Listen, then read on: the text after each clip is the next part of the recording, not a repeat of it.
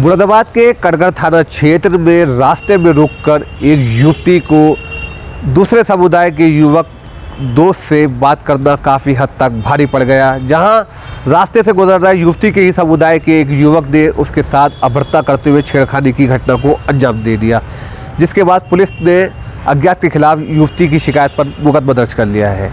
आपको बता दें, पूरी घटना मुरादाबाद के थाना कटघर इलाके के गुलाबबाड़ी की है, जहां एक निजी अस्पताल में ड्यूटी करने वाली एक युवती वापस कल शाम अपने घर लौट रही थी। तभी रास्ते में उसको एक दूसरे समुदाय का उसका दोस्त मिल जाता है, जिसके चलते वह युवती से अपनी मां की बीमारी को लेकर बात कर रहा होता है।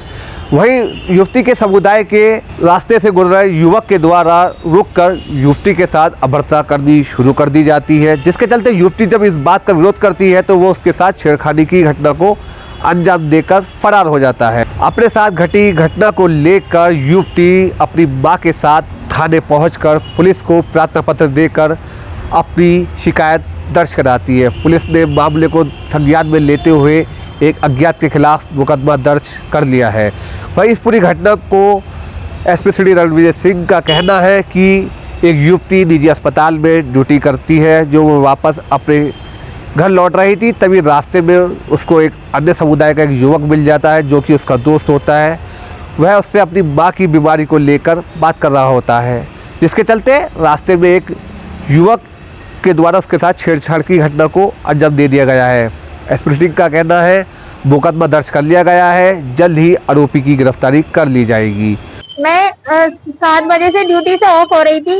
मैं आ रही थी, रास्ते में मेरे दोस्त ने अपनी मम्मी के बारे में, रिपोर्ट के बारे में पूछना चाहा, तो जब मैंने बता दिया उसे, फिर हमारी ये बात हुई कि हम बाद में बात कर लेंगे।